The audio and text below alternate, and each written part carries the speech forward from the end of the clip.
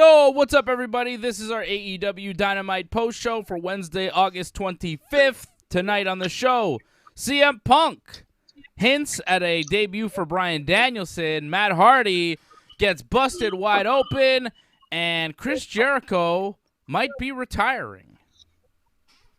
Let's do it.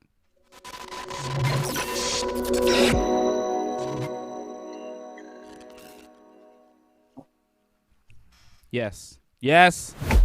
Whoa. Hey, John. Hey. New What's up, dude? graphics. That was that's new, fun. right? That was new. I've never seen that before. Me neither. We're always improving here on the Ringside Report Network. That's why you must subscribe to the channel, like the video, become a member. If you're not a member already, what are you waiting for? What are you waiting for? Bob Cote, not a member. Lauren Cronish, not a member. I see you guys. You guys are always watching the show. You're not members. I'm calling you guys out specifically. But Angelo Contagonis, he's a champion. The guy's a member. He knows what he's doing. What's up, Angelo? What's going on, Angelo? Simon Brothers rock. You better believe it. You better believe we rock. Doug Hepburn, he's a member. He says, missed the Raw Recap live, just caught up. Simon Brothers killed it again. Great stuff, guys. Thank you, Doug. Thank you, Angelo. Thank you to all the members. Everybody that supports the Ringside Report Network. The people that are really supporting the channel, keeping us alive, keeping us going, keeping me on here 4 or 5 nights a week doing shows for you. It's the members that are keeping this channel going. The more members we have, the more this channel continues to go. The more super chats we have, the more this channel continues to grow and, you know, keep on putting shows for you. Hit us up on Super Chat. Support the Ringside Report Network. Ringside Report Network for a limited time only. Just saying. Johnny, you like Dynamite tonight? Not so much. I didn't think it was a particularly good show this week. I'm struggling to find like a match of the night. It's really hard, actually. What wasn't bad? I didn't find there was really anything good tonight. I think CM Punk was the highlight. There was no question about that. But yeah, besides that, not a great show.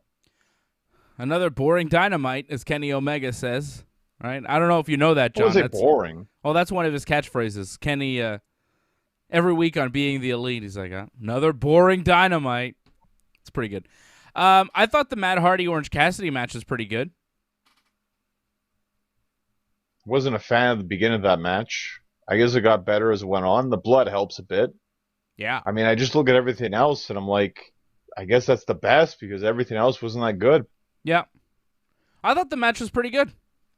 They did some nice moves there. Matt Hardy hit that power bomb. I think they called it a splash mountain. You don't see Matt Hardy hit that very often.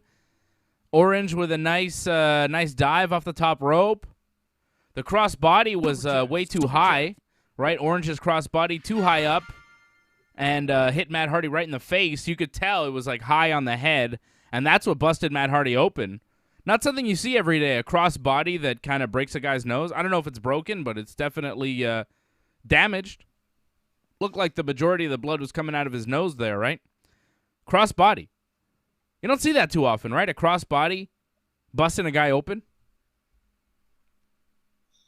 Well, it can happen when you land directly on the face, all your weight. That can happen. I mean, usually cross bodies, you want to get it more towards the chest, but yeah, he got a little too high on that one. Yeah. And I understand, like, you know, you want to go for the height and everything, but you want to always protect the guy too. Of course. But, you know, these things happen. It's pro wrestling. It's live TV. Accidents happen. People get hurt. Doug Hepburn dropping a super chat. He says, shout out to Nick. It was his birthday yesterday, the big 1-3. He is now a man in the Jewish tradition. Although I don't know if you guys are Jews. When I was 13, I had my bar mitzvah. It's a big deal for little Jewish boys when you hit 13. Super chat. Big deal. So shout out to Nick. As far as I'm concerned, you are officially a man. Angelo Contagonis dropping a super chat saying, happy 13th birthday, Nick. Nick's 13 now. Doug's son, Nick. Shout out to Doug. Shout out to Nick out in Kingston, Ontario. Shout out to Angelo out in Laval, Quebec. members of the team supporting the channel. Doug is the Super Chat leader of the night so far. I thought that opening match was good. I do agree with you about the rest of the show, though. Not great. As far as the wrestling that we saw tonight, nothing really that special. I thought the opener was good, though. I really did. I think I liked it more than you did. Orange Cassidy gets the win over Matt Hardy with a hands in the pocket spin, which I didn't hate because it kind of, added leverage to the pin, the hands in the pockets. A little gimmicky, but it fits with who Orange Cassidy is. I thought the match was solid. I thought Orange and Matt Hardy did a solid effort. The rest of the matches, though, I agree with you. I don't think we saw anything special. Lucha Brothers over the Varsity Blondes. Lucha Brothers getting the win there. It was, okay. Jamie Hayter getting the win over Red Velvet. John Moxley, Eddie Kingston, and Darby Allin beating J.D. Drake, Cesar Bononi, and Ryan Nemeth. That was not great. The Gun Club beating QT Marshall, Aaron Solo, and Nick Camarado. Come on. How was that on Dynamite? I get you have 2 TV shows, but good God almighty, that match should never have been on Dynamite or Rampage. That's a Dark or Dark Elevation match. I guess because they're setting up the Big Show QT Marshall match, they have to put it on TV, but that was not something we needed to see tonight. That 6-man match, come on. And then Malachi Black versus Brock Dadbot Anderson. What was going on there? I like Brock Anderson's physique. It's similar to mine. If I would have known you could be a pro wrestler looking flabby and shit, I would have tried to be a pro wrestler too. I got some muscle, but I also got, a little chub on top of it. I got the dad bod like Brock Anderson. I was like, hey, he's got my physique. I didn't know you could wrestle with that physique. Yeah, well, his dad did, and it worked out for him okay. Yeah, well, he's got no. Arn wasn't that flabby when he was Brock's age. You know what I mean? Not that flabby. But no, he wasn't.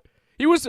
Brock Anderson came out looking flabby, and I was like, "Good God! I had no idea you were allowed to be a TV wrestler wrestling in just little underwears, looking that flabby. If I would have known, I would have tried to wrestle a little bit more. I guess it wouldn't have been good for me because, I'm not Arn Anderson's son. I'm not one of these fucking sons who have nothing else to do but to fucking live in the shadow of their dad. So many of these guys out there. Oh, I haven't done shit, but my dad did something, so I'm going to fucking do whatever the fuck is easy because my dad paved the way for me. Real fucking impressive. A lot of people fucking born on third base thinking that they hit a triple. Looks like Brock Anderson's one of those guys. It's like a Garrett Bischoff of AEW right now. What the fuck is he doing on TV? Harold Schneider dropping a super chat saying, bar mitzvah time, Nick. Shout out to Nick. Shout out to Harold. Thank you. But, shit!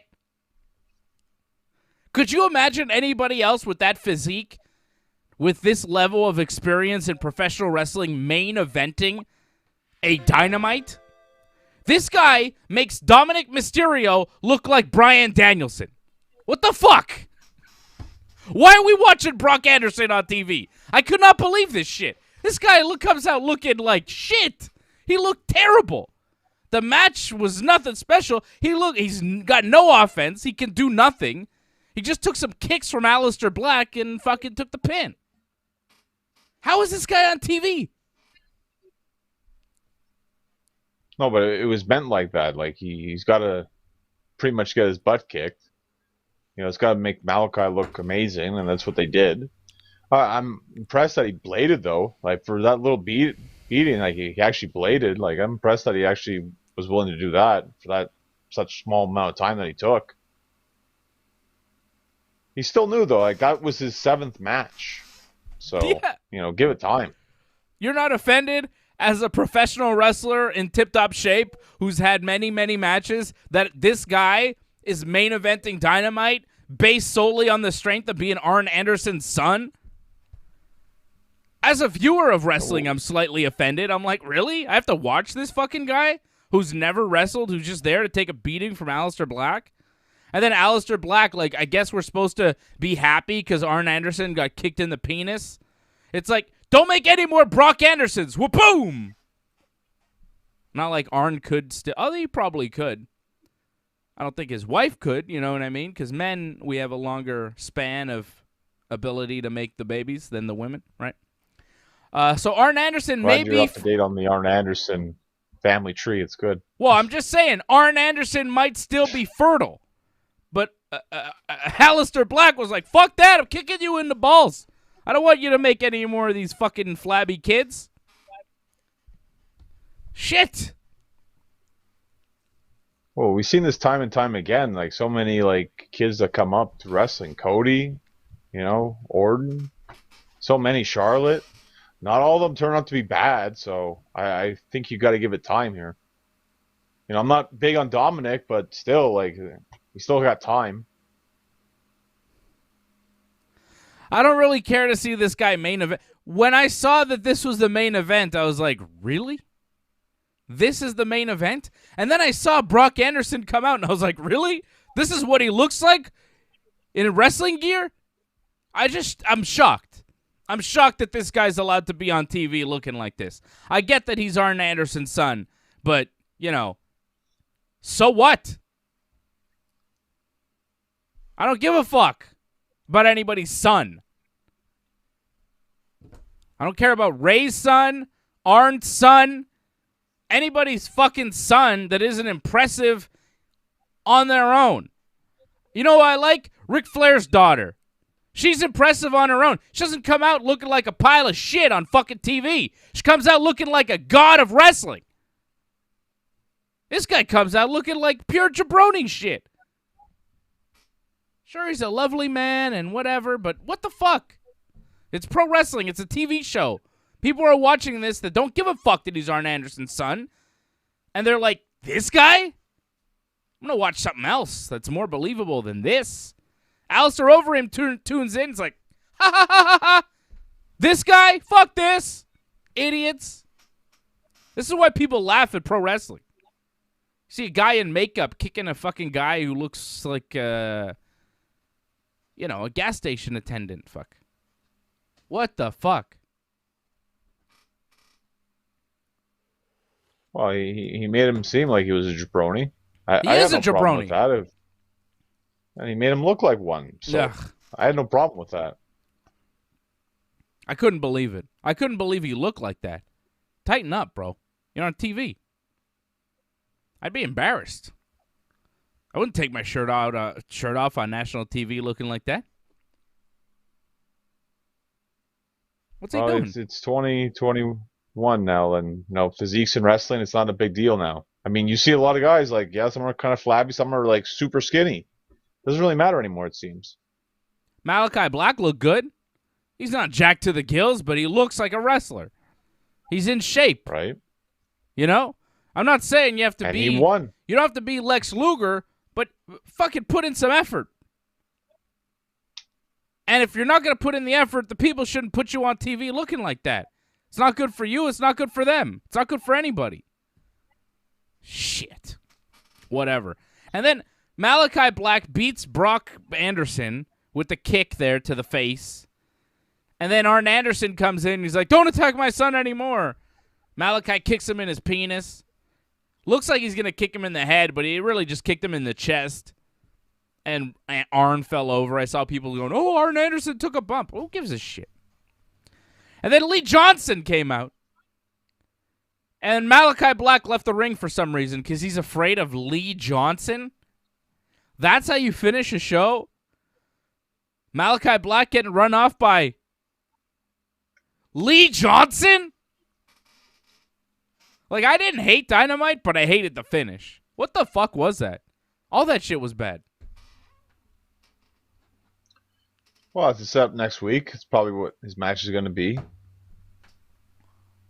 I'm interested cool. to see I get what's to gonna watch happen on the Lee pay-per-view. Johnson. Oh, my God, Lee Johnson. Everybody's so fucking excited to see Lee Johnson. Most generic wrestling name I've ever heard. And he's not that good. Well, it feels like they're hyping it's going to be Cody, I guess, come back at the pay-per-view, but they're really running out of time if that's going to be the case. If I'm not mistaken, you only got like what, a week or two left? They've got a week. Next week is a go-home week in Chicago. All their shows are in Chicago next week. Rampage on Friday is taped. It's not even live. They're taping Rampage in Milwaukee tonight. Rampage going on Friday night. Dynamite next Wednesday, September 1st already in Chicago. We're already in September. Where the hell did the summer go? Dynamite Wednesday night next week in Chicago, and then Rampage in Chicago as well, followed by the pay-per-view following Sunday, a week from this Sunday in Chicago. All out in a week. Yeah, so if Cody's going to come back, yeah, it's got to be next week, right? He should, right? It's got to be Cody versus Malachi at the pay-per-view. Malachi's got to have a match. Unless they got somebody else. There's nobody else. Yeah, what else do you do? It's got to be Cody, right? It's got to be Cody. Angelo asking us what we think of Dan Lambert's promo. I liked it. I like Dan Lambert. I've always liked Dan Lambert. I liked Dan Lambert when he was in Impact Wrestling with Bobby Lashley. I like Dan Lambert when I first heard about him being the money guy who started American Top Team and really pushed that whole thing. And it's a tremendous team, tremendous camp, one of the best teams, if not the best team in all of mixed martial arts. Consistently good. Consistently top-level world championship-level fighters coming out of that gym. Savages. Lambert last week was flanked by Junior Dos Santos and Andrei Arlovsky. This week, his backup is not as impressive. He's got Scorpio Sky and Ethan Page, who he puts over as Scorpio Sky, former MMA fighter turned pro wrestler. And I'm like, really? Is that even true? I feel like he had some training. They talked about that when he used to wrestle in NWA. So unless two feds are going to lie about it, I think that's actually legit. 2-1 as a pro MMA fighter. He does have a pro record. He fought in 2014, 2015. He is 2-1 in his pro career. So there's that. The Ethan Page thing, I'm not sure. I have no idea. Ethan Page, he said, is a lifelong martial artist and a black belt and a double black belt in karate and taekwondo. And even Dan Lambert had to fucking bite his tongue when he said that shit. He's trying to put him over, but he's like, he's a double black belt in karate and taekwondo. If they give you a black belt at 12 years old, I don't give a fuck about your black belt. If you're a little fucking karate guy and you got a black belt when you were fucking 13, your black belt doesn't mean shit. No offense to karate or taekwondo, but they give black belts to anybody and everybody over there. Tell me you're a Brazilian jiu-jitsu black belt. Tell me you're a judo black belt. Then I'll be impressed. Not all black belts are created equal. I'm sorry, but it's the fucking truth. And Dan Lambert, shame on you. You know enough to know what you're saying is bullshit. I mean, maybe he's got some nice kicks, you know? Taekwondo teaches you some nice kicks.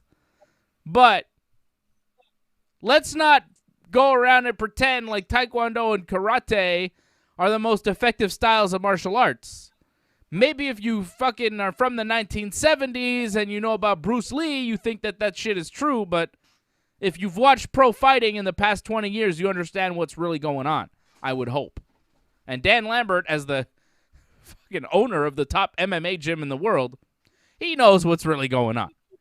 I'm not here trying to disparage karate or taekwondo. They are valuable martial arts, and they have definitely some techniques that are useful and good. But don't try to put over your Taekwondo and your karate black belts to me like that means something. It's like when they talk about Tai Conti's blue belt in Brazilian Jiu-Jitsu. No one gives a shit about your blue belt. It doesn't mean very much. It means about as much as a black belt in karate and Taekwondo. I have a friend who had a black belt in Taekwondo when he was like 13. He hasn't done martial arts in like 20 years. He's not a martial artist. He's got a black belt, but he can't fight for shit. You understand? Fucking Dan Lambert. Cracking me up. It's a good thing AJ's on the chat. I'm sure he would debate with you about No, this he quite would a agree bit. with me 100%. He knows the truth. He knows. No, AJ would agree. Me and AJ laugh all the Really? time I about thought he stuff was like huge this. on Bruce Lee, actually. Yeah, but he understands that karate, they give 10-year-olds black belts, you know? That doesn't happen Right. in jiu-jitsu. You know, it doesn't happen in judo. You got to work for that shit. When you get I'm just saying, not all black belts are created equal, okay, John? Being the pro wrestler on this team, you got to trust me on this, okay? I come from a real fighting background. I understand martial arts. I'm a lifelong martial artist. Not all black belts are created equal, buddy. All right? Karate is very good for distance and nice kicks and stuff. Taekwondo is great kicks, great dexterity and stuff. Taekwondo is great. Enroll your kids in Taekwondo. It's a great martial art to learn, and sure, it's a nice base, but wrestling's probably a better idea. If you say, hey, Dave, I've got a kid, and I'm going to start them in martial arts. What martial arts should I do? Wrestling. Get them in a wrestling club. Brazilian Jiu-Jitsu, too. You know, if you want a little boxing, don't spar if you're a kid. Not too much anyways. But, you know, a little boxing, get the hands working. Maybe karate if you want to, but really, wrestling, jiu-jitsu, that's what you want to do. Dan Lambert. Well, sorry, go ahead. What, John? just they put him with these guys. He's got to sell them. You know, he's not going to say that they're trash, right? So he's got to put them over. Yeah. Making fun of Sammy Guevara, a little 12-year-old boy proposing to his girlfriend in the ring. Nobody wants to see that shit. Darby Allin says he's like the love child of Tony Hawk and Marilyn Manson, little skinny kid, making fun of Orange Cassidy. And he goes off on the fans of AEW. He says, you don't want to see tough men because you're not tough. And I laughed. Dan Lambert is going after a segment of the pro wrestling fan that exists that I don't care for either. So fucking go after him, Dan. I love it. He's going after the nerds, the superhero marks, the guys that think it's a fucking comic book. You know, the unathletic, the untrained eye, the guys that don't know shit about martial arts, the guys that don't know shit about real fighting, the guys that couldn't wrestle their way out of a wet paper bag, the guys that don't know a wrist lock from a wristwatch, those guys. I have no time for those guys. And neither does Dan Lambert. And I appreciate that. He's telling it like it is, in a way. And I like that. There's a lot of fucking nerds around pro wrestling. A lot of them. A lot of nerds with big opinions. With no real basis. Oh, they did this on Game of Thrones. It'd be really cool if they... Get the fuck out of here, Game of Thrones. I haven't seen a fucking Game of Thrones or a Star Wars in my fucking life. I watch fucking UFC and professional wrestling. I don't give a fuck about that nerd shit, Marvel movie bullshit. Get the fuck out of here with that shit. But a lot of these wrestling fans, they love it. And Dan Lambert is going after them. And I love it.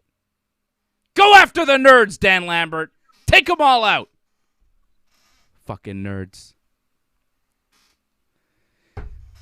Well, they didn't sell a match though. We don't know what they're doing going forward here. It's just Lambert's pretty much spewing this message weekly, and that's pretty much it. No match set for the pay-per-view though. I don't give a shit. I'm entertained. I watch this show. I see a lot of bullshit. This was entertaining. It was funny. He cracks me up, this guy. He's so funny. The shit he says, I can't believe AEW is letting him say this shit on their TV. A lot of fucking nerds out there. It's astounding to me. I see opinions. I read people, on Twitter, different things. It is astounding to me the balls on some people who really have no fucking idea. It's crazy. It's crazy. A lot of people out there really don't know shit, but they'll talk. Super chat. People talking out of their ass. A lot of people out there just talking out of their ass. Lying to you. Pretending like they know something about what they're talking about. Acting like they really do this. Acting like they're practicing the sport that they're talking about. They're lying to you. They haven't done shit. A lot of people out there walk the walk and talk the talk. And those people are right here on the Ringside Report Network. A lot of people out there are bullshitting you. And I don't allow them on the Ringside Report Network. I don't want them around me. I don't want them around me on the show or in life. A lot of bullshit artists out there. A lot of pretenders out there. Johnny and I are here telling you what it is, like it is, the real deal from real men. Not little fucking boys. You want a real man's opinion? You come to us. You want some fucking nerd's opinion? Go off somewhere else. You want some fucking angry guy that's fucking mad because he's an incel or whatever the fuck? Go somewhere else. That's not what we do here. This is the real fucking deal. I'm a martial artist now. Who fucking knows? 20 years? Johnny North, you've been a professional wrestler. What, 20 years? You just had your first match back. Tell us how the fucking match was on the weekend, buddy. Tell us about your wrestling match. You are a goddamn savage. You're in the ring. Flex your bicep for the people, John. Tell them. Show them who you are. Flex the bicep, baby. I'd like to tell you what happened, but yeah, there's some bad news with that, unfortunately. Oh, what happened? Well, unfortunately, I have tag partners that don't believe in the vaccine. So I think that pretty much spells you what happened, pretty much. Nothing happened because if you don't get vaccinated, you can't wrestle. So what happened? I don't understand what happened.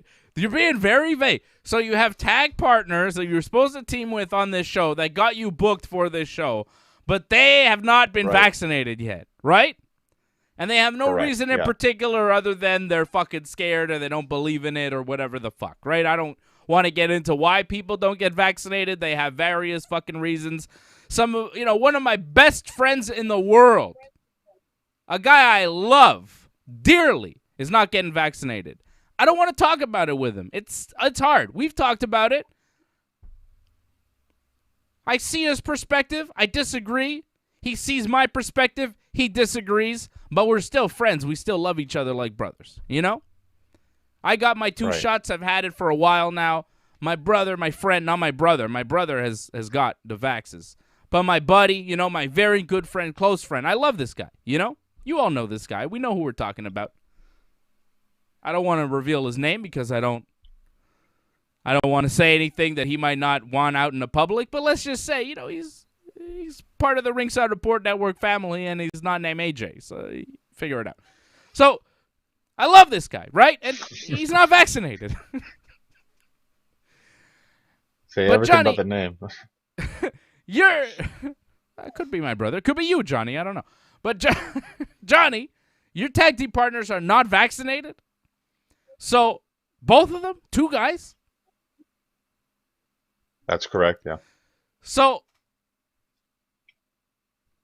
you couldn't work the show because you showed up with them?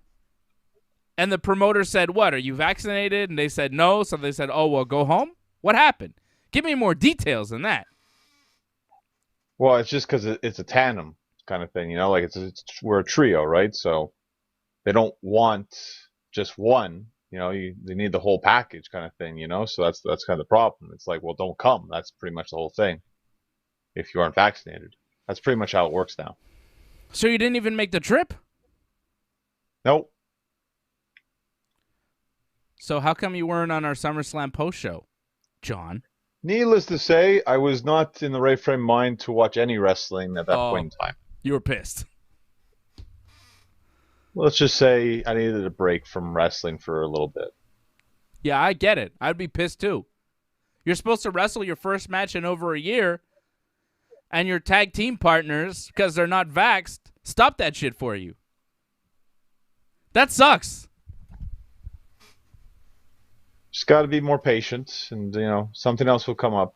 So, just got to be more patient. Did your tag team partners apologize to you or anything, or are they mad at the promoter, or how do they handle it? Well, I think they're going to take this more seriously now. I think they're going to get vaccinated. So, just wait and see. Wow.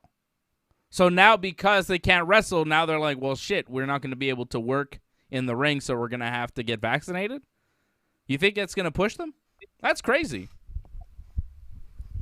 Well, you know, I think the reality of the situation hits harder when this happens, you know, so. And the whole, like, passport thing that's come up as well, so. Yeah. You know, people are like, oh, it's just going to blow over. It's actually not blowing over. This is actually now the way things are, so. That's what it seems like. Wild shit, Johnny. Wild. Well, that sucks that you didn't get to wrestle, John. Doesn't negate the fact that you're a real deal professional wrestler and you really know what the fuck you're talking about. Shout out to Franco. Franco's a member. He's on the team. What's up, Franco? Shout out to Derek McHart, a new viewer. What's up, Derek? Welcome to the team. Shout out to TK. Shout out to Ray Cruz as well. Bob Burgers. Bob Burgers says, you're so right, Dave. They play the politics. Your network keeps it so real. You goddamn right we keep it real. Everybody else out there, they're bullshitting you. They are. I mean, I'm sorry to say it, but everybody else out there is bullshitting you. I watch a lot of fucking things. I've been in the media for most of my life. And I know a lot of these people. They're all lying to you. Nobody is telling you what they really think. Everybody is tiptoeing around the real shit. Nobody is giving you a real opinion. Everybody's scared. They're scared of one thing or another. They're scared of offending somebody. They're scared of upsetting their bosses or the sponsors or whoever the fuck or some goon that's going to come get them. I'm not scared of any of those things. I'm the boss of the Ringside Report Network. And sometimes I'm a little scared of myself. Who knows what I might say? As the boss, I'm scared of the employee, Dave, who might say some crazy shit. But I'm not worried about pissing off the bosses. There are no bosses. The sponsors are good. They're on board because they like what we do. I talk to the sponsors. They say, you guys are the best. You guys are the craziest. You guys are the most wild show. You guys are the real shit. We love what you do. Keep it going. Shout out to Caesar's Palace. Shout out to Bet99.com. Use our promo code Ringside when you sign up. Bet99.com. A solid sponsor of the Ringside Report Network. Caesar's Palace. Book with us when you go to Vegas. I'm not worried about anybody coming after me because of some shit I said. Nobody. Never have been, Never will be. Is that why I'm banned from Bell Media? You tell me. Banned. They banned me.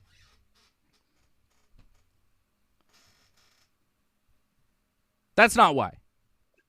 They banned me because they fired me from my real job. And then apparently they couldn't have me on as an MMA and pro wrestling expert on their radio stations anymore because they fired me from a fucking backstage job that I was doing on another radio station that had nothing to do with fucking sports. But they banned me from their fucking sports talk stations because they fired me from the other job because of budget cuts. Really, it's fucking downsizing. It's not budget cuts. They made fucking record profits. They're not suffering for budget. They fucking cut a bunch of people. They cut an entire newsroom. They cut like a dozen fucking people. Right? And then they said, oh, we can't have Dave on the fucking sports station anymore. So now when you listen to your sports station, you have fucking C-level fucking analysis about pro wrestling and MMA. Believe me, I talk to these guys. They would rather have me on, but their fucking boss won't let them have me on. And I can't promote the Ringside Report Network on their radio stations because they're fucking scared. Now they have a fucking reason to be scared. Believe me. They don't want to see me in person. I will berate them. Because I'm not scared to say whatever the fuck I want to people right to their face. What are they going to do?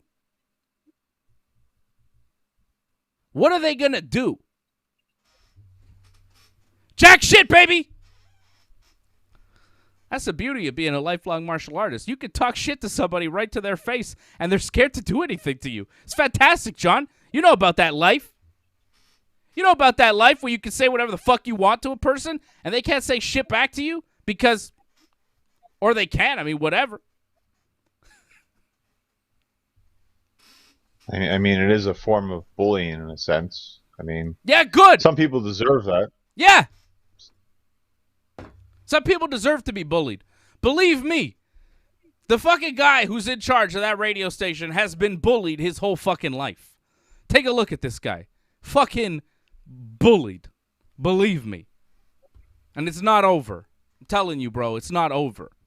The bullying will never cease. I will never stop bullying these motherfuckers. It feels good. It feels good to have that freedom. I will bully these motherfuckers till the day I die. I don't give a fuck. Because I speak the truth, Johnny North. I'm not scared of any repercussions. This is what I'm telling you, people. Everybody else that gives you a message that tries to put on a show is scared. They're scared of repercussions for one thing or the other. We are the realest fucking show out there because we are scared of no man. Never have been, never will be. We give you the real shit 100% from the heart every time we come out. There's never a time where I'm not going to give you the straight beef. Every fucking time, it's real shit. 100. Every time.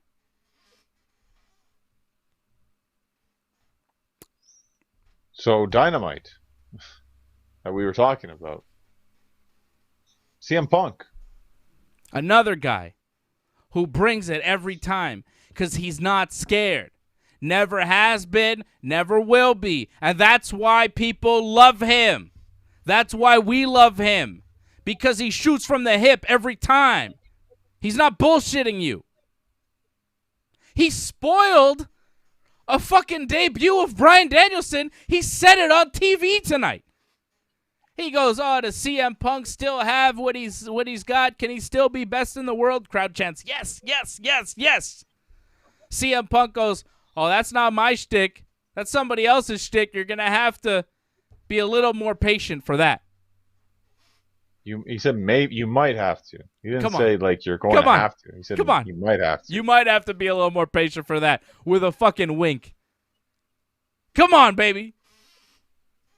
See that guy who was crying for CM Punk last week? I'm going to be the guy crying for Daniel Bryan when he comes out. I love that man. Bryan Danielson is the truth in professional wrestling. He's the best in the world. And I have so much invested in him. I love him so much. I think he might be the greatest professional wrestler I've seen in the past 25 years. He may be the second greatest professional wrestler of all time next to Bret the Hitman Hart. That's how deeply I feel for Bryan Danielson.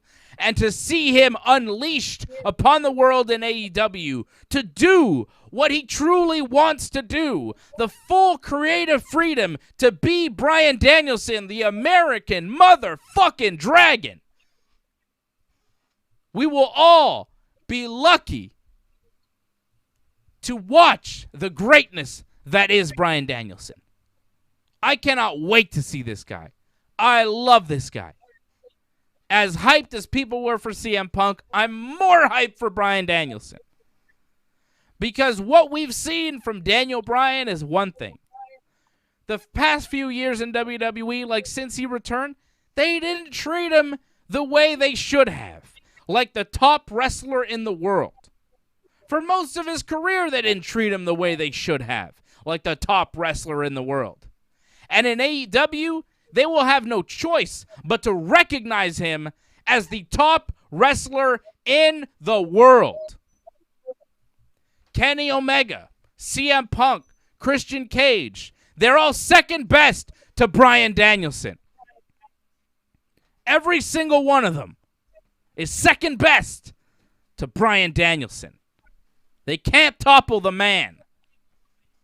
I cannot wait till this guy debuts. September something, Arthur Ashe Stadium. When they do that Arthur Ashe Stadium in New York, it's going to be Bryan Danielson's debut. I'll give you the date. I think it's the 22nd of September. Oh, baby. Oh, baby. I mean, it's a big deal. I just feel, though, because it was such a long time since we've seen CM Punk in a wrestling ring, I don't know if it's going to rival that reaction. Because, like, going back and hearing the audio of that reaction was incredible. Like, Daniel Bryan, I think he'll get a good reaction, but people have seen him, like, a couple months ago. So it's not like, they kind of miss him. Like, CM Punk, it's been years. So I feel like a lot of people felt like it wasn't ever going to happen. So for the fact that they actually got it again, it was a big deal. Sure. And it's great. And I'm very excited for CM Punk. I'm just telling you that you know me. Those of you that have been with the Ringside Report Network for a long time, you guys know I'm Daniel Bryan's biggest fan. There's nobody in the world that loves Bryan Danielson more than me. Maybe Brie, but even then, I don't know, Brie. I love him too. He retired, I was crying like a baby. He came back, I was crying like a baby. And when he debuts in AEW, I think I'll be crying too. I'm crying right now thinking about it, John. I'm getting emotional, baby. But yes, I understand the fans won't react the same way. But I think Bryan might make a bigger impact somehow than CM Punk long term. Not, right off the bat, but long term, I think he might be better for the company. As crazy as that might sound. I just think in the ring, there's nobody that can touch Bryan Danielson. And if he's able to do what he wants, if he's able to really fly and be himself, holy shit. There's no limit to what this man can do. I truly believe he's the best wrestler in the world. And they have some incredible, incredible matches that they can make with this guy. Just Bryan versus Christian. Give me that. Let's start there. That'd be pretty nice, right? That'd be good. Punk. There's definitely some intriguing matches. Yeah. No question. It's just, Punk made their, merchandise store, go down. I don't know if Daniel Bryan's going to be able to pull that off. No. I don't think he will. I don't think he moves the needle right off the bat like CM Punk did. But like I said, over time, give it a year, and we'll see who's done the most in AEW. Right? Give it a year. I say first year, right. Compare their first years, and then compare the matches. I think body of work, Bryan will deliver more within his first year than CM Punk. Match-wise. And promo-wise, I think it'll be close, man. Although it is really fun to watch CM Punk cut promos again, isn't it? Wasn't that fun tonight? Highlight of the show. Yeah, he's the best thing going right now in AEW. So they got to just keep riding that momentum. Like, if anything, he should have ended the show. Yes, I agree. I think him closing the show would have made sense. As opposed to that Malachi Black, Brock Anderson match. And then Lee Johnson coming out. Punk says he doesn't need to be the voice of the voiceless anymore. He's going to retire that name because the fans have a voice here, and the people backstage listen, damn it! They listen to you! Tony Khan is listening, people! He says hi to his wife, April, watching at home. Hugs Duke Rufus, who's sitting ringside. A lot of MMA content. Dan Lambert doing a promo, Duke Rufus, ringside. Duke Rufus is the coach of Rufus Sport. It's a gym in Milwaukee that CM Punk was training at when he was training to be a UFC fighter. Of course, Tyron Woodley, Ben Askren, Anthony Pettis, all Rufus Sport products. Woodley has a big fight on Sunday against Jake Paul. Oh, shit! Tyron Woodley, Jake Paul on Sunday. I think Tyron's going to get knocked the fuck out. Wow. We'll be watching.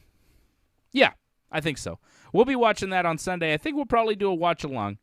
If AJ wants to do it, and I know he does, we'll talk on Thursday. Is tomorrow Thursday? Tomorrow's Thursday. We'll talk tomorrow. On Ringside Report MMA every Thursday night at 8 p.m. So, CM Punk was a highlight of Dynamite tonight. Chris Jericho doing a promo in the ring, talking about losing to MJF for a third time and tapping out last week. He says he wants MJF again. He wants revenge. He wants one more match with MJF at All Out. Jericho says if he loses, he will never wrestle for AEW again. Again. MJF comes out, says Jericho keeps trying to use him to stay relevant, but he accepts the challenge, and it'll be MJF versus Chris Jericho at All Out. If Jericho loses, he retires from professional wrestling. Goes to commentary. This can't be it, can it? Is this it? Well, it's interesting because, I think some people even tweeted to you that he keeps talking about going on tour with Fozzy, so maybe this is him taking a break from wrestling. He seems to enjoy commentating more. It's not impossible. I mean, and you see that they're adding a lot more people now. Maybe he realized maybe it's time to take a break for a little bit. But he said he'll never wrestle again. That's not a break. That's retiring. They say that a lot in wrestling. Yeah. They say that so many times in wrestling. I don't know. I could see him retiring. He's, 50? Can't wrestle forever. The company's in good hands now. You got CM Punk. You got Bryan Danielson coming in. You got all sorts of young stars coming up. Like, Jericho started with AEW. He started the company off strong. They needed him then, but they don't need him like they did right now, right? They don't need Chris Jericho right now like they did when he started in the company.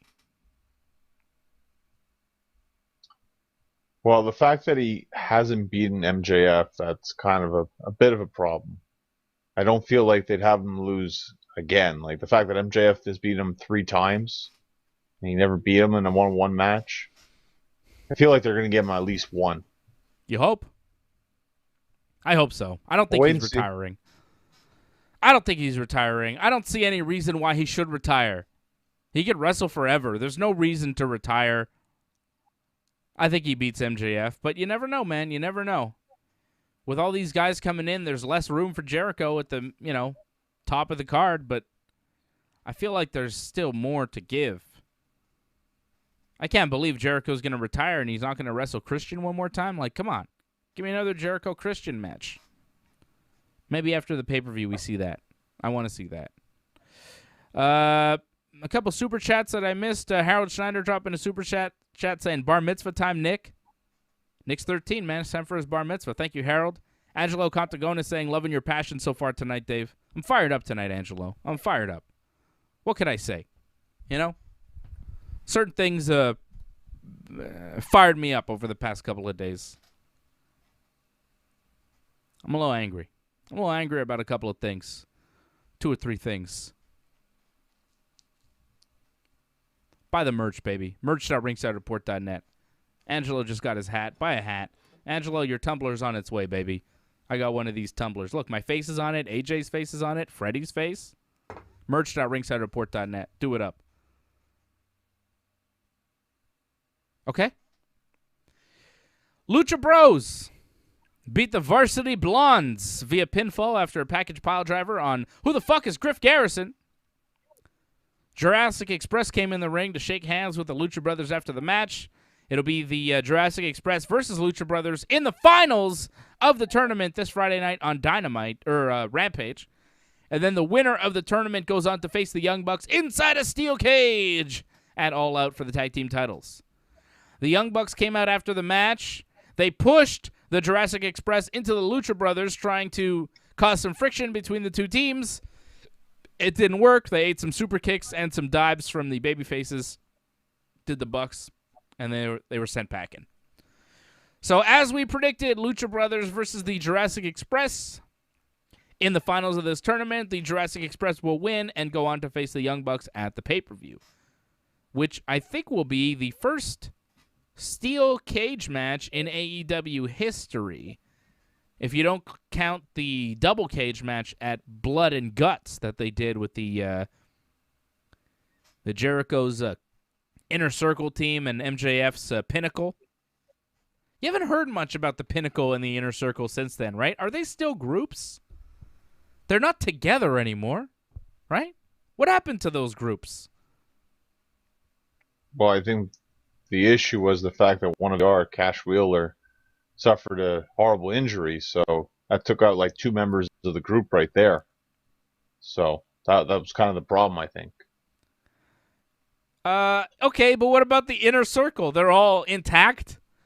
Like Santana and Ortiz are around, but they don't seem to be associated with Jericho in any way, or Sammy Guevara, or Jake Hager.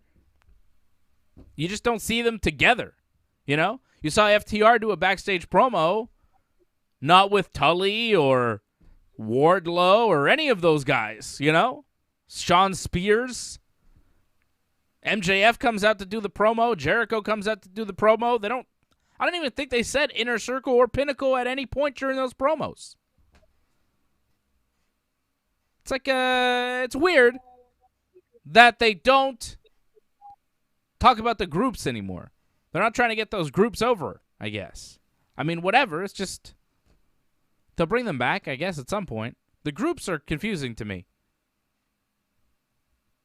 Who's Eddie Kingston with? He's been through so many groups, like, he's just Jon Moxley's sidekick now? What's the deal? Didn't he have a group at some point? Yeah, he had a group. Remember, he had the Lucha Brothers with him, but They turned on him. that all kind of, yeah. Yeah. And the Blade and the Butcher went with Matt Hardy. Yeah. I don't know.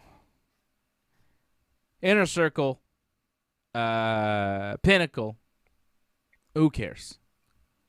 FTR cut a backstage promo. It seemed like they were saying that one of them was going to maybe never wrestle again.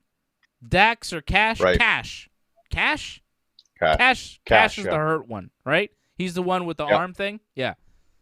So he showed up. They talked about the arm injury, you know, when he busted his arm on the metal there of the ring post during the match with Proud and Powerful. He busted his arm all bloody.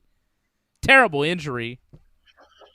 And he says his arm, you know, a little messed up. He's got it wrapped, but they want revenge on Proud and Powerful, and it's going to be FTR versus Santana and Ortiz in a rematch next week, which should be pretty good.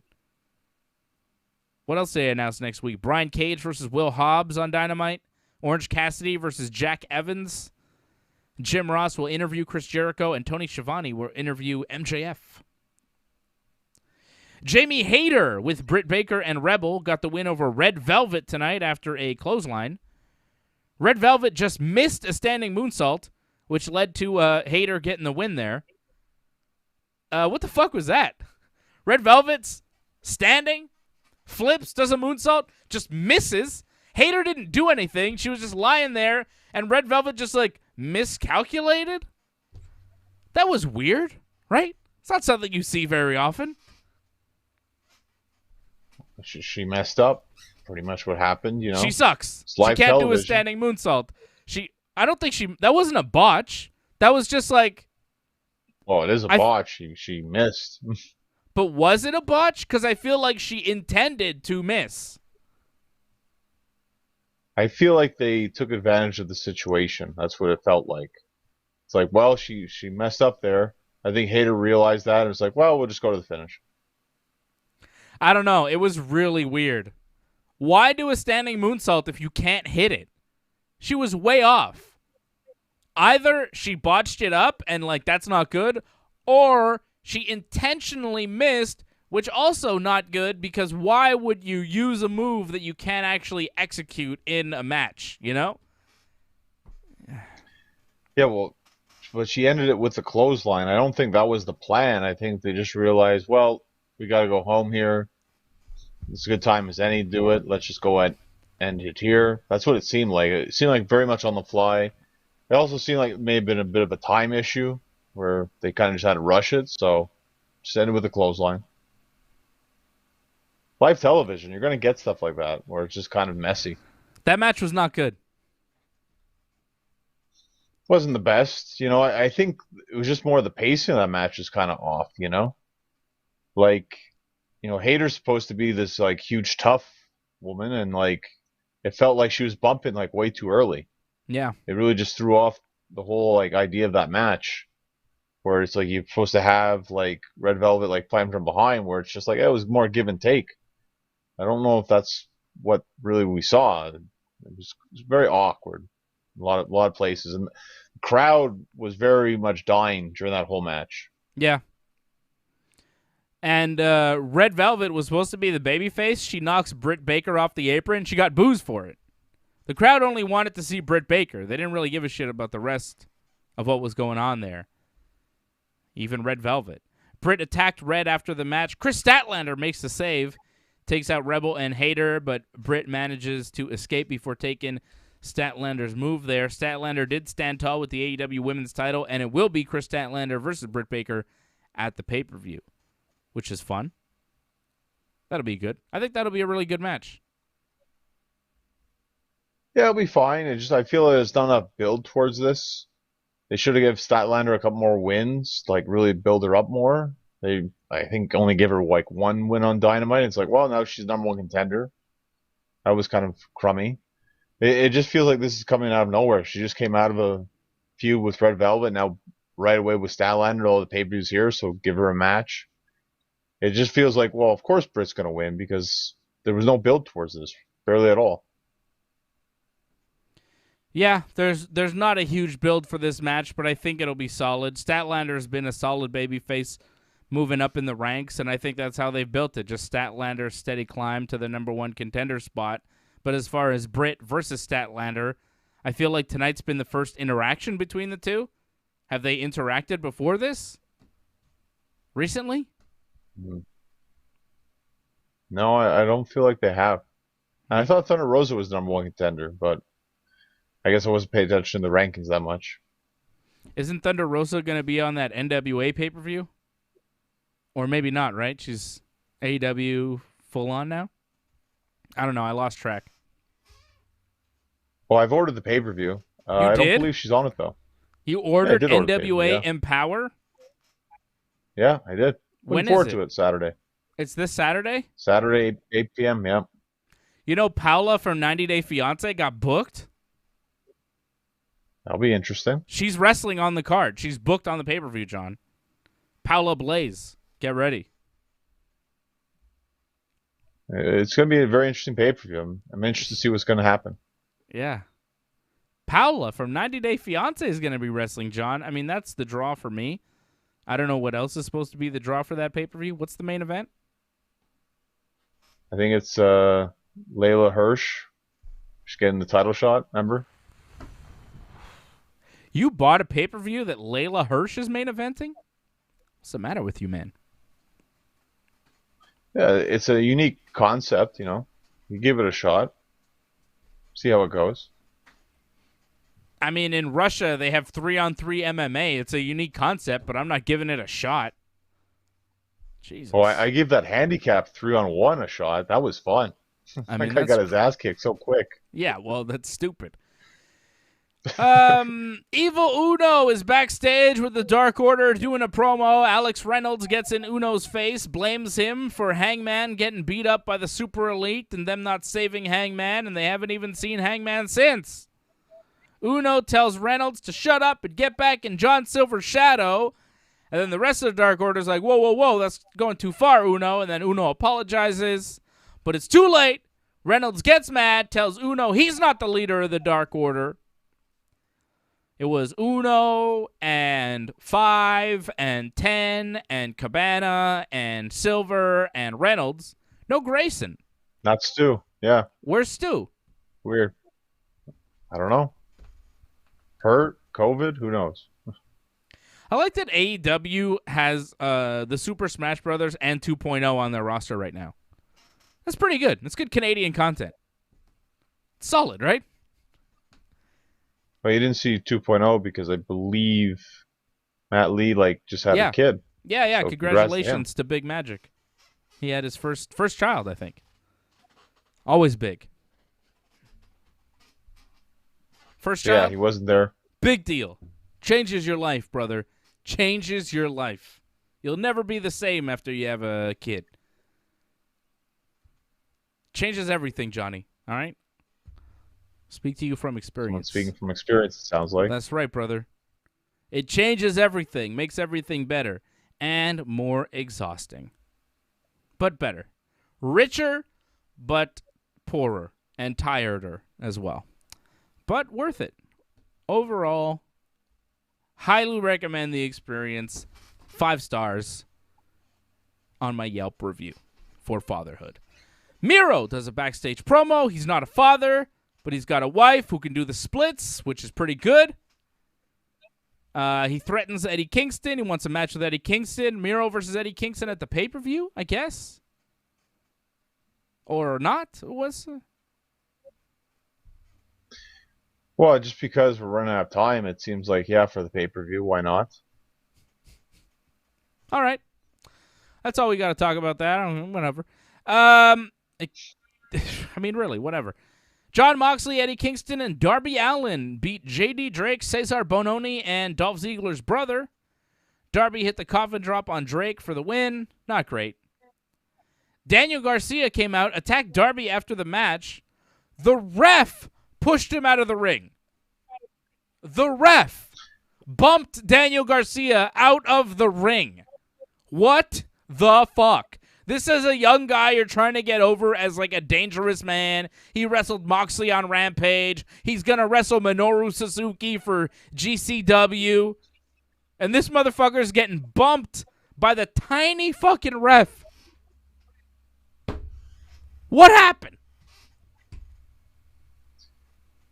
Well, what? He's a $125? He's really small. That's what happened, just the slightest little push, I guess he goes flying. That's not good, though. A wrestler should not bump from a ref. Doesn't do your wrestler any favors. Why did he bump? First of all, Daniel Garcia, you should not have bumped for the ref. Second of all, the ref should not have pushed him that fucking hard. Third of all, who's booking this shit?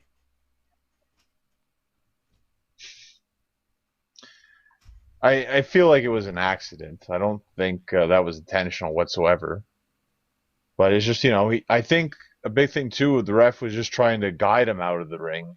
But I guess that guide ended up being a push. He didn't realize how hard he pushed him, I guess. Yeah, not good. Not good. The match itself, too, not too good. Darby's coffin drop is always fun to see. I like J.D. Drake. I like the shape of him. I like that he wears a shirt, I like when he doesn't wear a shirt. See, he's fat, but he looks like a wrestler. Not like Brock Anderson. Brock Anderson just looks like a guy who, came off the bar stool and he's like, yeah, I could be a wrestler. My dad's Arn Anderson. J.D. Drake looks like, I'm a fucking wrestler, Different fucking look, You could be fat and a wrestler. You just have to be really fat. You can't just be like skinny fat.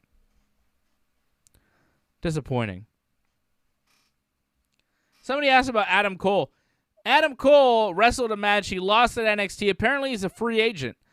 But I also saw that he's going to be on something called Amazon Live tomorrow with, I think, Johnny Gargano showing new toys that WWE is making with Mattel. Like they're unveiling a new line of action figures or whatever, and Adam Cole is part of the rollout and will be like co-hosting the thing tomorrow, apparently. So on one hand, he's a free agent and people are expecting him to leave WWE and all this. On the other hand, he's doing an appearance for WWE tomorrow. So I don't fucking know. And honestly, after seeing Adam Cole's match against, what's his name?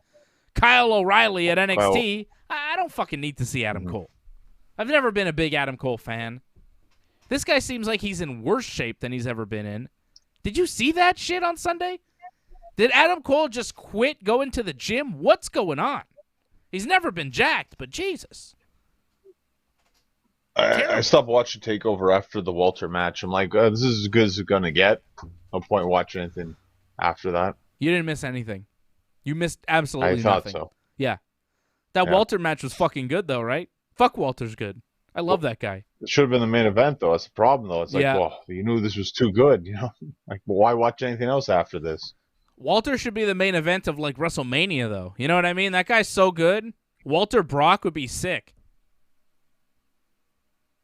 Yeah, but they don't market it like that, though. That's the problem. I know. Fuck, I love Walter. He is so goddamn good. Ty Conti was interviewed backstage for some reason to promo the All-Out Women's Battle Royal. The Bunny shows up, tried to offer her a contract to be in the Matt Hardy faction. Ty Conti rips the contract up. Bunny slaps her. They brawl a bit, and refs come in, and that was that. Womp womp. Well, they're going to have a match on Rampage. They are? This Friday, yeah.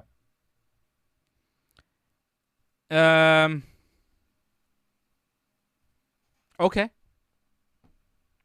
Are you hyped for that? Do you care? Oh, you're a big Ty Conti fan. I forgot, John. She should be seen more. Like, the fact that this is the first time we've seen her, I think, in months on Dynamite is kind of ridiculous. So it's about time. You know, just consistency. This is what you need to see more of. Even the Varsity Blondes, like, granted, like, you know, you're not expecting them to beat the Lucha Brothers, but if they're seen a bit more, you can take them more seriously.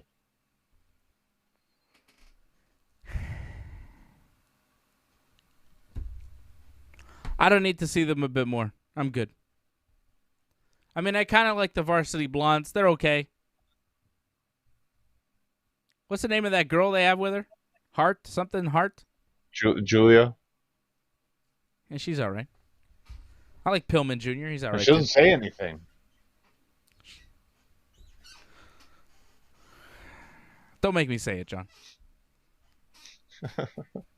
Don't make me say Silence is always the best answer. Oh, yeah.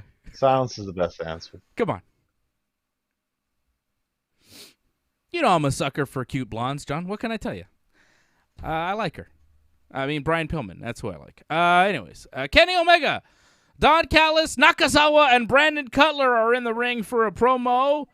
Christian Cage comes out, plays a video package that was a little confusing with Tony Condello, and you have to really know wrestling to know who the fuck Tony Condello is. And I will tell you, he was a promoter in Winnipeg. They didn't really explain that. But they showed Tony Condello, who I'm surprised they found and got him to do that. Like, why? For like a minute, you know? And he talks about how Don Callis booked Christian for his first match in Winnipeg. And then Tony asked Don, Tony was the owner, and Don, I guess, was booking for him. He asked Don, why don't you book this Christian guy again? And Don says, oh, I have this kid, Kenny, who's going to be great. Replace him with it. And Condella's like, and this kid was 10 years old. What the hell was Don thinking? And Christian's like, why the fuck were you hanging around with a 10-year-old kid, Don, when you were, like, in your 20s? That's weird. Which, you know, it is. But hearing things about Don Callis. Maybe it's not that weird. And Christian calls Don Callis a carny piece of shit again, which is always good, but a little tough when I'm watching the show with my 4-year-old son. You know, it's like 8:30 at night. Carny piece of shit. I'm like, yeah, it's a bad word. TV He's saying 14. bad words. Yeah, I know. It's TV 14. Maybe I'm a bad father. I don't know. What can I say? Kid loves wrestling. All right, he's a wrestling fan. He fucking freaks out when the Bucks come out. You know, he's a big AEW fan. I didn't know they were going to start saying shit every fucking 5 minutes on this show. But even then, what the fuck? It's a word, you know? He's going to hear a lot worse in a few years, so what are you going to do? Life is life, man. You can't fucking you can't hide your kids from what the world is. The world is the world. Sorry, John, go ahead. Well, the thing about that promo, they didn't air all of it. That was the problem. Like, Lance Storm was interviewed for that because he's the guy that wrestled Christian in that match. But they didn't show all that part. I guess for whatever reason they couldn't show the Lance Storm interview. I don't know why, but maybe time constraints, who knows? But there was a lot more to that whole thing. But yeah, like, it was kind of tough to understand because it was so short, sadly. Yeah. It was super short. I had to watch it twice to get what the fuck they were talking about. Right. I rewound it. I was like, what the fuck was that? I watched the whole promo, and then I was like, I got to see that Canelo stuff again because I'm not sure I caught what the hell he was saying. So Christian gets into Don Callis' face. Don Callis goes bananas, you know. Don says, Christian, when you stand next to Kenny, you are what you've been your entire career. Second best. Kenny gets in Christian's face. He says, you think you know me? Do you think you know me? I thought he was going to say, yeah, it was pretty lame. Why doesn't he just say, on this day, I see clearly. Everything has come to light. I mean, why doesn't he just do that? It wasn't great. But, you know, the nerd marks are going to fucking freak out about it. Oh, my God, he said Edge's thing. He's talking about Edge. Yeah. And? What's he saying about him? Nothing. I mean, Don's line was pretty good. You know, when you stand next to Kenny, you are what you've been your whole career, second best. It was pretty good. Good line. Don, Kenny, Knack, and Cutler attack Christian. The Elite Hunter, Frankie Kazarian, comes out with a lead pipe and makes a save. And we set up a tag team match. It'll be Kenny and Brandon Cutler against Frankie Kazarian and Christian. Gee, I wonder who's going to take the fall in that match. Don't say Kenny. Might be a rough night for Brandon. I mean, is it? He gets to wrestle on TV. Any night where Brandon gets to wrestle on TV is a good night for Brandon because I don't know any other pro wrestling show that would put Brandon Cutler on television in wrestling.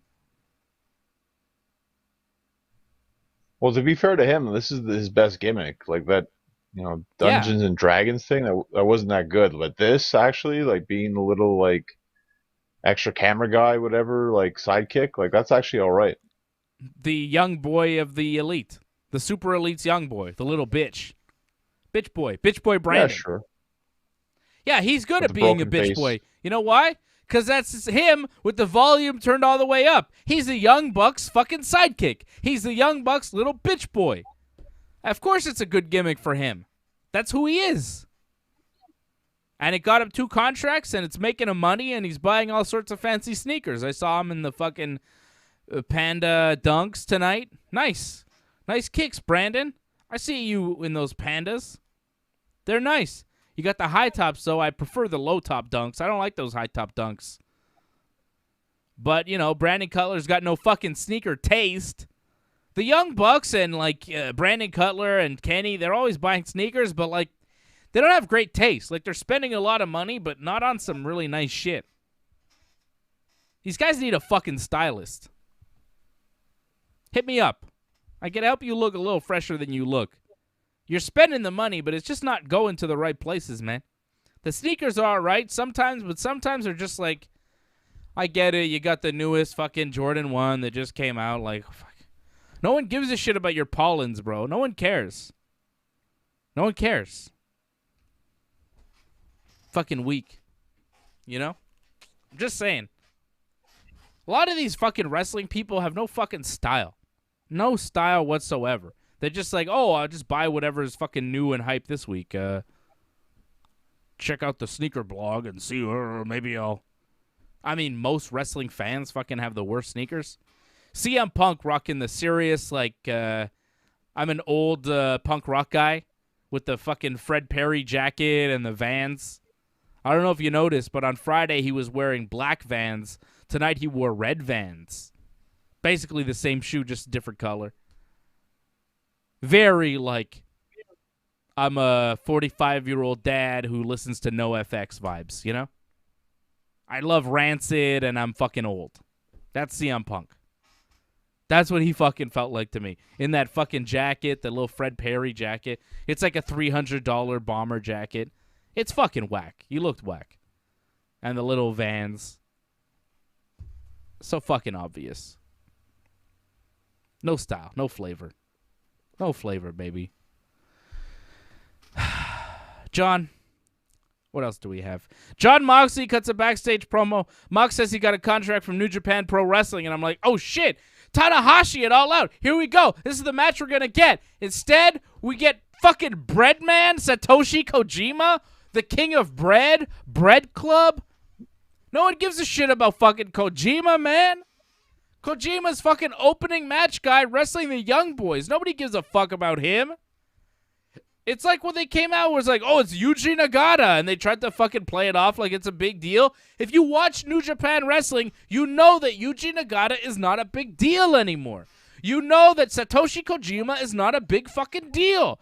Hiroshi Tanahashi is the ace. He's a big deal. You bring him in, it's a big fucking deal. You can't bring in Tanahashi? You have to fucking give us Kojima on pay-per-view? That's Moxley's pay-per-view opponent? Fucking Breadman Kojima? Bullshit, bro. That is fucking whack. John, you don't even know who Kojima is. That's how bullshit this is. You don't even fucking know this guy. You never heard of this guy in your life. He's 50 years old. He's been wrestling for 30 years, and you've never heard of him. Fucking GCW, the Game Changer Wrestling, the Nick Gage Federation, where Zack Ryder is the fucking champion, the fucking outlaw mud show indie shit that fucking, Jim Cornette would call it, that type of shit. They got Minoru Suzuki. You couldn't fucking book Suzuki? You book fucking Kojima, AEW? Come on, bro. Give me Suzuki and Moxley at the pay-per-view. Give me Tanahashi and Moxley at the pay-per-view. Give me fucking Tiger Mask and fucking Moxley at the pay-per-view. Don't give me this Kojima bullshit. Kojima? No one's heard of Kojima. Angelo's never heard of Kojima. Johnny's never heard of fucking Kojima. Nobody watching this show except for the fucking hardcore New Japan fans have heard of Kojima. And the fucking hardcore New Japan fans like me don't give a fuck about Kojima. Fuck Kojima. His gimmick is he really likes bread. If you follow him on Twitter, which I do because I'm a New Japan fucking nerd, you see all his adventures in bread. He eats different breads. He likes bread. Very Japanese gimmick. That would not work in America. Notice fucking they said nothing about bread on the broadcast because people will be like, what do you mean bread? What are you talking about, bread? It's fucking weird. But that's Kojima. He's the bread guy. He's the old bread guy who works the opening matches against the Young Lions. Now he's coming in to wrestle fucking Moxley on pay-per-view. What? John, you ever heard of this guy? Not till tonight, but they obviously couldn't get anyone else, so they needed someone to lose to Moxley, and that's the only one they could get, sadly. Bullshit. Bullshit, AEW. At least they give me fucking CM Punk and Darby Allin. Bullshit, Hulk Hogan. Give me fucking Hulk Hogan and Jon Moxley, brother. That's the match. Gun Club in a death match, exploding barbed wire. Gun Club beat QT Marshall, Aaron Solo, and Nick Camarado Colton Gunn rolled up QT after QT was distracted by the Big Show on the stage. The Big Show. Big Show was on commentary. He stood up at one point. QT got distracted and lost to one of Billy Gunn's children. Billy Gunn looks amazing. Still, he looks exactly the same as he did in like 1998. I don't understand. I guess. Well, he had more hair back then. But... Yeah, but also he's on some of the stuff. Didn't WWE fire him for being like on the gas? So there's a reason why. I think he's on like TRT or something. Yeah, whatever. Yeah. And what else happened? Is that it? That's it.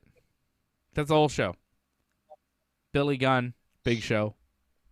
Feels like I'm watching wrestling in 1999, you know? And that's it. It's amazing that people can last. Yeah, it's good, man. This Friday, it'll be Jurassic Express versus the Lucha Brothers in the Tag Team Tournament Finals. Ty Conti versus the Bunny. And Kenny Omega and Brandon Cutler versus Christian and Kazarian. That's on Rampage this coming Friday night. We'll be watching Rampage with you live here on the Ringside Report Network as we do every Friday night, 10 p.m. Eastern Time, right after SmackDown. Johnny North and I for the flagship show of the Ringside Report Network, Wrestling Uncensored. Every Friday night at 10 p.m. Eastern Time, we will be talking about what we saw on SmackDown, and we'll also be watching Rampage live with you. Somebody's got to get Quentin Jackson on this show. Brian Cage versus Will Hobbs set for Dynamite next week. Orange Cassidy versus Jack Evans. FTR versus Proud and Powerful. A sit-down interview with Chris Jericho and a sit-down interview with MJF. And that is what's happening in AEW. Doug Hepburn, you are the Super Chat leader tonight. Congratulations, Doug. Thank you, Doug. Happy birthday to Nick. You are a man now, Nick. Angelo Contagonis, thank you for the Super Chat. Super Chat. Harold Schneider as well. Thank you for the Super Chat. Appreciate you, Harold. Appreciate you, Angelo. Somebody just dropped one. Who was that? Angelo dropping a Super Chat. Great show as always tonight, guys. Thank you, Angelo. And Angelo is the new Super Chat leader. Dynamite was, but... No, our show was good. Dynamite might not bring you the fucking goods, but I'm bringing you the goods every fucking week. Every fucking night, goddammit. I'm here. Bringing it.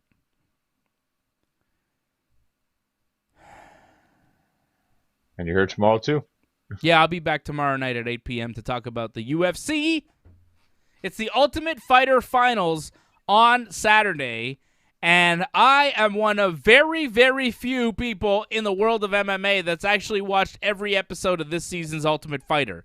So I will be able to break it down for you like no one else, like we do every fucking time, like nobody else, tomorrow night, 8 p.m. Eastern Time for Ringside Report MMA. Nobody else really does this like we do.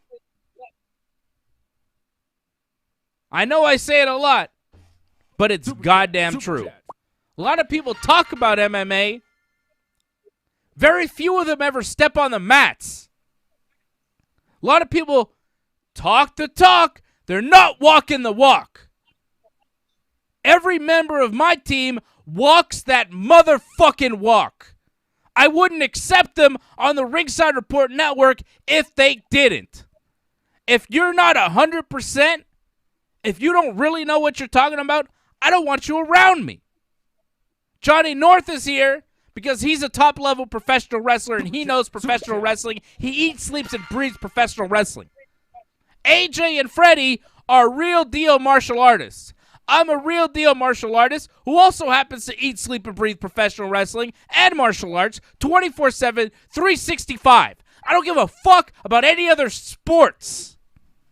I'm not here watching ice hockey or basketball or trying to use this to catapult myself so I can fucking read highlights for you on SportsCenter. I don't give a fuck about that. I don't want to do that shit. I'm not interested. This is what we do. This right here is what we do. combat motherfucking sports. And we're the best in the world. Derek McCart, new viewer. He says, this show is good. I'm going to be here every night if I can. Hell yeah. That's what I'm talking about. Growing the network one person at a time. Like the video. Subscribe to the channel. Leave a comment. Tell your friends. We are the realest out there. Nobody out there is doing it like us. Other people talking about MMA. A lot of these motherfuckers don't know what they're talking about. Do they know all the fighters in the UFC? Sure they do. Do they know what actually happens in a fight? Do they understand any of this? No. And as a guy who does understand these things, it's painfully obvious when I hear people who don't fucking understand. A lot of people out there with opinions, they're fucking lying to you. They don't know shit. They'd rather be watching hockey or basketball or whatever. I don't give a shit about any of that. I am a casual fan of, baseball and shit. But I don't care. I'm not passionate. This is what we do. Eat, sleep, and breathe this shit. 24/7, 365. It's the Ringside Report Network. The realest out.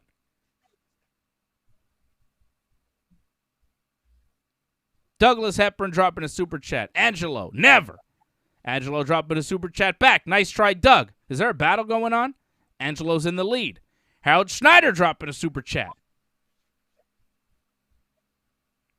You goddamn right. You goddamn right. Thank you, everybody. Thank you, Angelo. You did it again, my friend. Your tumbler's on the way, baby. I'll be back tomorrow night with the boys. I'm looking forward to it. Looking forward to seeing Freddie and AJ again, talking some MMA. We took a night off last week because some personal things going on. AJ will tell you about it tomorrow. We're back, baby. We're back in full effect tomorrow night, 8 p.m. Eastern. Johnny, I'll see you on Friday night for Wrestling Uncensored. We'll do the damn thing. We'll watch SmackDown. We'll come on after it. I will give you the only analysis in professional wrestling that matters. Doug asking me a question. Do I like that guy? Huh? What? Said you feel good now? I feel great. Doug asking me, Dave, do you like that guy Black that appears on SportsCenter Talk MMA? No. No, I don't. I don't care for his opinion. I don't respect his opinion. And I think he's talking a lot of bullshit. I think he talks a lot of shit. And I'm not buying it. I see what he says, and I'm like, huh? That's not real, my friend. That's not real. You're talking pretend. He's working the marks. A lot of people are working the marks. There's a lot of marks out there, but I'm not one of them. So, no, I'm not listening to him. I'm not respecting him. I don't give a shit about what he says. Nobody on TSN knows shit about MMA. None of them. Nobody in fucking Canada really knows shit about MMA. To be honest, if I'm being really real, the only person in fucking MMA that I think, like in MMA media, that's respectable, that actually knows what the fuck they're talking about is Luke Thomas. Everybody else is fucking pretending.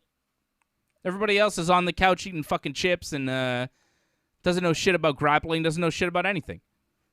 You got your Daniel Cormiers, you got your Chael Sonnens, you got your Michael Bispings. Those guys know what they're talking about. But as far as guys that weren't in the UFC that are out there doing MMA media that know what the fuck they're talking about, the guys that I respect, it's Luke Thomas, and that's pretty much it. That guy's fucking legit as hell. He was in the armed forces in the U.S. I think he was a Marine or something.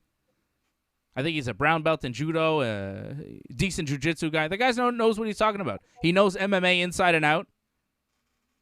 He's not afraid to speak his mind. He works for fucking Showtime, so he's got to fucking be careful, But he's good. Luke Thomas is really good. I respect him. I listen to him sometimes. I think his analysis is fucking bang on. Everybody else? Yeah, Helwani's one of these guys who's got connections. I see Angelo asking me about Helwani. He's got connections, like he knows people, He's a good, schmoozer, and he's got a good Rolodex, right? He's got a good contact list. But as far as fucking MMA analysis and knowing what the fuck's going on in a fight, he doesn't know anything. He doesn't know anything. This guy's never been in a fight in his life. And if he has, he hasn't won. It wasn't in a gym. You know what I mean? The guy's not in the gym. The guy's not a martial artist. So, no, Helwani doesn't know shit. I mean, he has good interviews. Well, I mean, I don't really like his interview style. I think he puts himself over the sport a lot of the time. He's trying to make himself into the star over the person he's interviewing. He's not trying to put the sport over. He's not trying to do anything. The guy would rather be doing basketball than MMA. The only reason he's fucking in MMA is because it's a job that pays him and he fucking can succeed at it. Right? The guy would rather do basketball. He's not a passionate MMA guy. He's not a fucking grappler. He's not a fucking fighter. He's not a fucking guy who knows anything about actual fighting. Does he know the fucking people in the game? Yeah, absolutely. Does he have great connections? For sure. He's the most connected guy in MMA. But do I give a shit about what he says about the sport? Fucking definitely not. What does he know? Yeah, he's a basketball guy. The fuck? He probably he's probably played more basketball than he has spent time in fighting gyms. The guy's never stepped on the mat in his life. He couldn't wrestle his way out of a wet paper bag. He's one of these guys, you know? He's also a guy who fucking thinks he knows pro wrestling, and also he fucking doesn't know shit about pro wrestling. He's one of these liars, right? I mean, I got nothing against him, but I mean, it is what it is, man. He's a bullshit artist. He's got good connections, but as far as, like, his analysis, like, people call him up and say, oh, what do you think about this fight? Who's going to win here? The fuck does he know about who's going to win? What does he know about a fight? There's no shit. I mean, it is what it is. He knows I'm right. And he's not, what the fuck's he going to do about it? Oh, I do know shit about fighting. Oh, I'll show you. He's not going to do that. Yeah, he's a Montrealer. What do I give a fuck? He's from TMR. His fucking parents paid his way through fucking American college. He's one of these fucking guys who, mommy and daddy paid for his fucking expensive American university. And he's reaping the fucking rewards. I'm not impressed. I don't give a fuck about him. I tell it like it is. I'm not bullshitting you.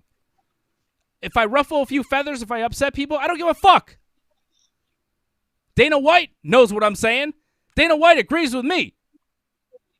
Ask Dana White what he thinks about that fucking guy. You know? Come on.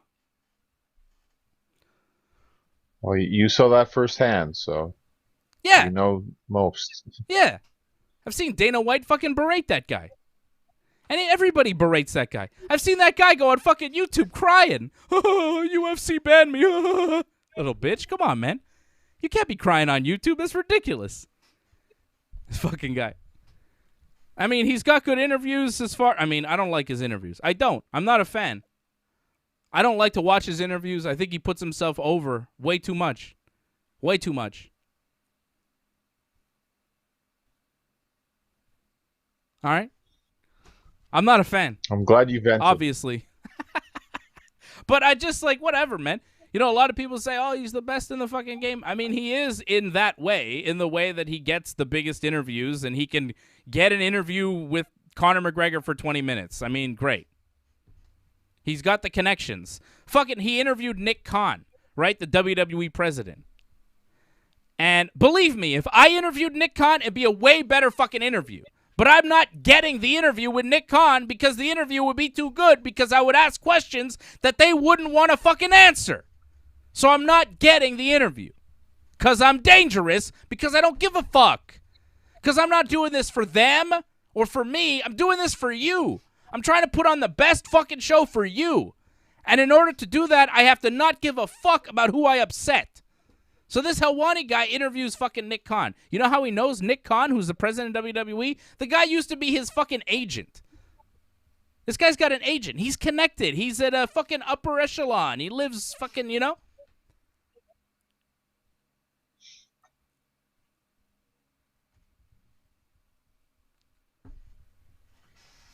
So it is what it is. Yeah, he's got connections, but does he know what's going on in a fucking cage? Absolutely not. Absolutely not. A lot of these people are lying to you, and I'm here to tell you the truth.